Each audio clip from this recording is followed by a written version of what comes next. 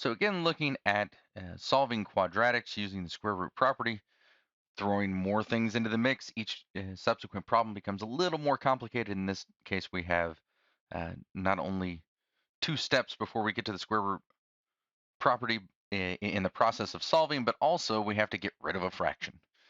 Everyone's favorite numbers. You should get used to using fractions because they will be an ongoing theme throughout all of the rest of mathematics that you take. The process in general is the same. Isolate the squared term, then apply the square root property. So if we have 1/2 x squared plus 4 equals 24.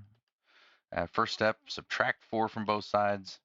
We get 1/2 x squared equals 20. Now we can multiply both sides by the reciprocal of 1/2. So x squared equals 40. Now we can apply the square root property. Square root of x squared equals plus or minus the square root of 40. So x equals, let's go ahead and simplify this. That's 40 has factors of 2 times 2 times 2 times 5.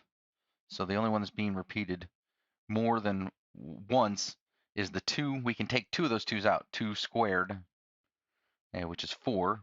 Let's go ahead and write that out. X equals plus or minus the square root of 4 times 10. So x equals plus or minus square root of 4 is 2, so that can come out front. And we're left with the square root of 10. As always, we want to check our solution by substituting into the original equation.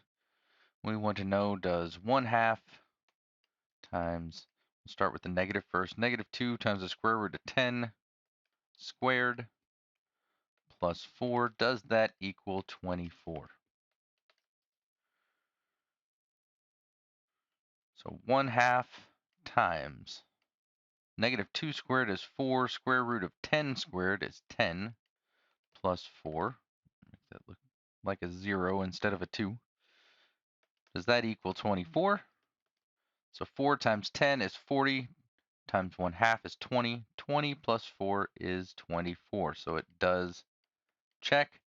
And again, we can substitute in the positive solution as well. But if we simply look at our work, if it's only being squared, there's no x by itself, it's going to be the same whether it's positive or negative. So if we substitute, change that negative to a positive, everything else in the work becomes the same.